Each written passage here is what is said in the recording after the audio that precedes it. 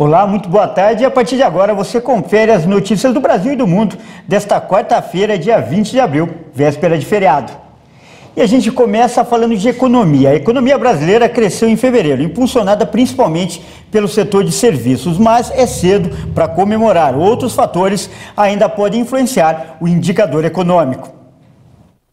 A atividade econômica brasileira avançou 0,6% em fevereiro. Segundo uma prévia da Fundação Getúlio Vargas, a estimativa é que o acumulado do PIB no primeiro bimestre de 2022 tenha sido de 1.332 bilhões de reais. Na análise trimestral, a soma de todos os bens e serviços produzidos no país apresenta alta de 1,1% na comparação com os 3 meses finalizados em novembro.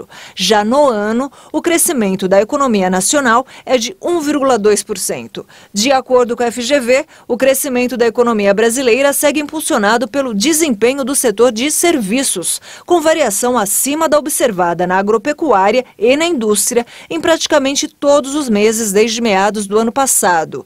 No período entre dezembro e fevereiro, o consumo das famílias cresceu 2,1% em comparação ao mesmo período do ano passado. O setor foi o único a apresentar taxas positivas, influenciadas pelo desempenho do transporte e alimentação. E ainda falando de economia, com o aumento de março, o preço do aluguel residencial registrou o maior avanço dos últimos 11 anos. A repórter Maria Clara Leite traz mais detalhes. O preço do aluguel residencial subiu 1,63% em março, a maior variação desde julho de 2011. Esse já é o 9º aumento seguido, segundo o índice FIPZAP de locação, que analisa os valores de 25 cidades brasileiras. Goiânia registrou a maior alta, quase 5%, e Porto Alegre teve a menor variação, pouco mais de 0,5%. A cidade de Pelotas, também no Rio Grande do Sul, foi a única analisada pela pesquisa que não registrou aumento de preços. Mais cedo eu conversei com um especialista para saber como é possível negociar esse reajuste do aluguel. Olha, nesse período, com o passo a economia brasileira, de um aumento de inflação muito forte, os preços estão subindo muito, naturalmente que é importante que cada cidadão faça também a sua parte e pesquise bastante. Isso vale também para o aluguel. Se você não está muito confortável com o aluguel que está pagando, porque aumentou muito nos últimos tempos, faça uma pesquisa de mercado, veja se na sua região há, primeiro, imóveis disponíveis que te agrade, e segundo, se os preços médios estão dentro do seu orçamento. Se estiver, faça uma negociação com o proprietário, porque pode ser que ele esteja bastante rigoroso em manter o aluguel atual e você precisa arrumar um outro imóvel. É importante ter uma segunda opção na mão. E aí sim, mostrar toda a dificuldade que estamos vivendo no país com esse aumento de preços e que esse aluguel subiu acima do que tem aumentado a renda. Importante sempre negociar qualquer que seja o serviço ou o produto. É isso aí. Agora olha só a variação de preços entre uma cidade e outra.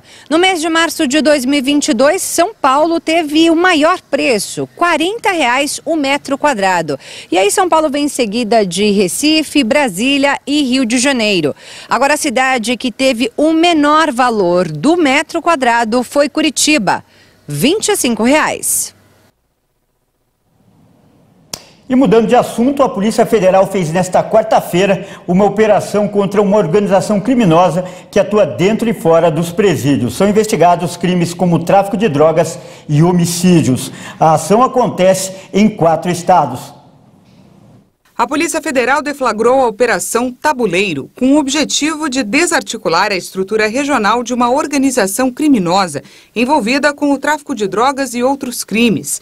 São cumpridos mais de 82 mandados, sendo 47 mandados de prisão preventiva e 35 de busca e apreensão em Boa Vista, Roraima, na capital paulista, em Uberlândia, Minas Gerais e em Campo Grande, Mato Grosso do Sul. Após a Operação Presente de Grego, em agosto do ano passado, líderes e outros membros da organização que agiam em postos estratégicos foram presos. A Polícia Federal identificou que o grupo pretendia novamente se reestruturar para continuar cometendo os crimes. Uma das intenções era retomar o controle da penitenciária agrícola de Monte Cristo, o maior presídio do estado de Roraima. As ações do grupo, em Roraima, estariam sendo coordenadas por suspeitos em outros estados, em especial por um homem preso em Campo Grande, no Mato Grosso do Sul. Mais de 200 policiais federais atuam na operação. As ordens judiciais foram expedidas pela Vara de Entorpecentes e Organizações Criminosas de Roraima. Nos últimos 3 anos, mais de 200 colaboradores da facção criminosa foram presos no estado pela Polícia Federal e pelas polícias Civil, Militar e Penal de Roraima. E agora a gente fala da guerra na Ucrânia. Já são 56 dias desde o início do conflito. E nesta quarta-feira, russos e ucranianos fizeram um acordo para a criação de um corredor humanitário em Mariupol. Ucrânia e Rússia anunciaram a abertura de um corredor humanitário nesta quarta-feira para a retirada de civis de Mariupol, cidade portuária no sul do território ucraniano cercada há semanas. As pessoas vão ser retiradas até a cidade de Zaporizhia. Desde sábado, nenhum corredor humanitário estava em operação na Ucrânia, devido à falta de acordo entre as partes, enquanto Moscou intensificou os ataques na região leste do país. Quase 300 mil ucranianos foram retirados por corredores humanitários desde o início da operação russa em 24 de fevereiro. Os separatistas pró-Rússia do leste da Ucrânia afirmaram que 5 militares ucranianos que defendiam Mariupol entregaram armas e 140 civis foram retirados da localidade. Em um comunicado, as autoridades da autoproclamada República Separatista de Donetsk, que não é reconhecida pela comunidade internacional, afirmaram que os combatentes tomaram a decisão por vontade própria. Eles defendiam a fábrica de Azovstal, o último reduto controlado pela Ucrânia na cidade portuária. Não foi possível confirmar as afirmações com fontes independentes. E o Ministério de Defesa da Rússia confirmou que fez pelo segundo dia seguido mais de 1.000 ataques a unidades de defesa da Ucrânia. A grande maioria foi no leste do país, onde acontece a chamada segunda fase dos ataques russos. E ainda falando sobre o conflito no leste europeu, o secretário-geral das Nações Unidas, Antônio Guterres, pediu aos governos da Rússia e da Ucrânia uma pausa humanitária de 4 dias nos confrontos. Uma trégua de 4 dias, de acordo com Guterres, vai permitir a retirada com segurança de civis que desejam sair da área sob ataque e a entrega de ajuda humanitária em regiões duramente atingidas pelo conflito, como Mariupol, Kherson, Donetsk e Lugansk. Após uma videoconferência do G7, o chanceler alemão Olaf Scholz comentou a situação no leste europeu. A invasão da Ucrânia pela Rússia continua a ser uma violação flagrante do direito internacional. A morte de milhares de civis, como vimos, é um crime de guerra pelo qual o presidente russo é responsável. Uma paz ditatorial como a que Putin provavelmente tem em mente é inaceitável.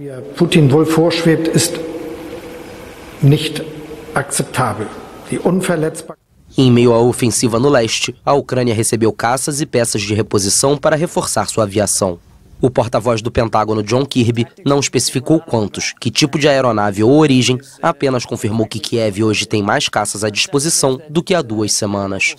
O porta-voz do Pentágono explicou que os Estados Unidos, que não querem parecer um país beligerante nesta guerra, facilitaram o envio de peças de reposição ao território ucraniano, mas não aviões.